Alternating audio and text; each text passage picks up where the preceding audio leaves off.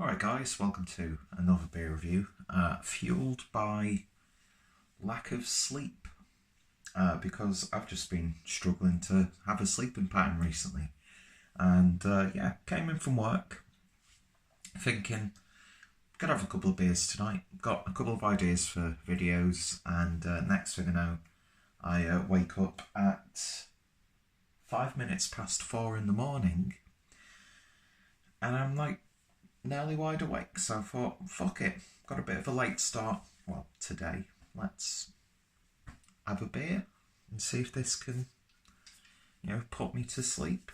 Not because it's boring, well, hopefully it's not, but, let me settle back.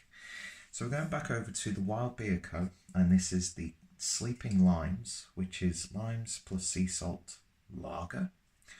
And heard a lot of good things about this, because I know they've got sleeping lemons as well, which is a bit more widely available. But yeah, drink wildly different. What is it, a lager, a goes, a sour? All, or none of the above. Put simply, it's the most refreshing beer we've ever brewed. Do I really want to be refreshed? Well, probably. But got this in the Beer 52 box for December, which was their Southwest, which was just to help promote the brewing scene within the Southwest of the UK. So yeah, refer a link down below. I've reviewed quite a few, well not quite a few, I've reviewed a few Wild Beer Company beers, so I know what to expect, aka very solidly brewed beer. And they've actually just done a bit of a collaboration with Budvar, which is Budvar's first ever collaboration, I believe, which is fantastic. Big fan of Budweiser Budvar. Better than the Thieves version, although I don't get it. They make a Budweiser have the cheek to try and sue. I don't know. It's an ongoing legal battle. Common sense would tell me, you guys originally came up with the name. It's yours.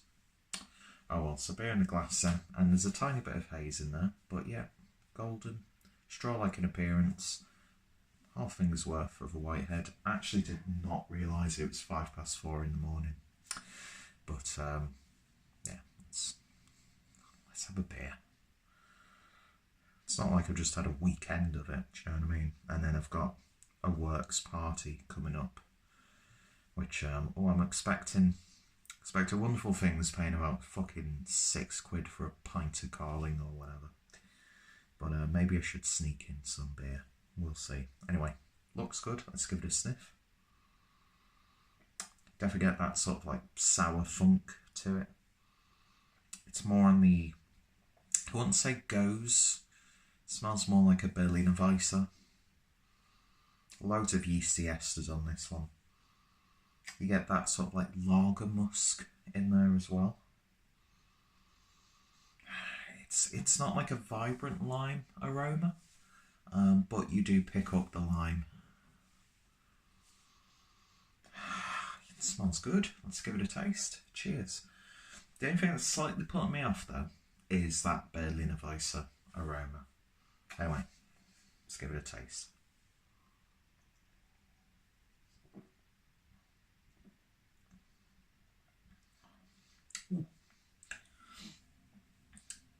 Definitely get a kick on the intake. Then it smooths out nicely. Not too much carbonation. Definitely pick up that sea salt, mixing really nicely with that lime character. It's almost like you've got one of those glasses with a salty rim. Salty rim. Nearly as bad as a salty kiss.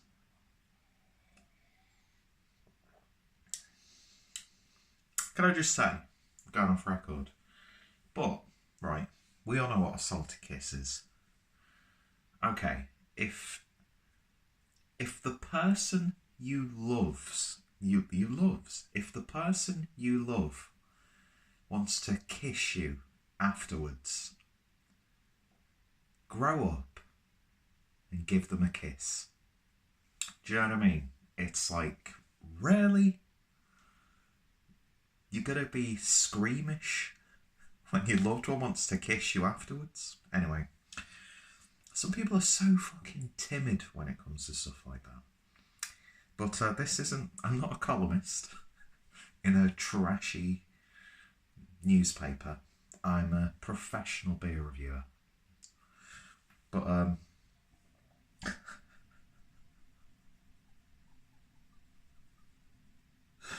God.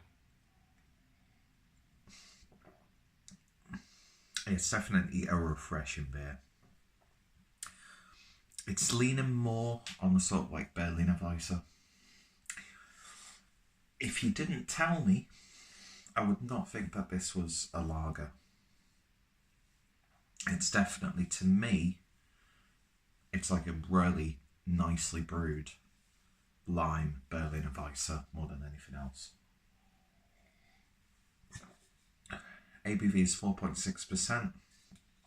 Perfect crushable beer. It's not going to last long. Not too much of an aftertaste, which I do appreciate, because that's the one thing I don't like about stuff like Berliner Weisses and some sours and yeasty, like Belgian beers as well, is this really unsatisfying aftertaste. And you don't really get this with this at all. And I think that's where that sort of like lager aspect comes in, because it has that dry lager finish. Yeah, that's a really nice, slightly offbeat left field beer. But when you do pick it apart, you can see the beer from all angles. I think they've done a really interesting job. I like that. To throw you away so I can get a thumbnail. Yeah, so at 4:10 in the morning, drinking for no reason, it's going down nicely. Don't think it's going to help me sleep though. Oh well. Yeah.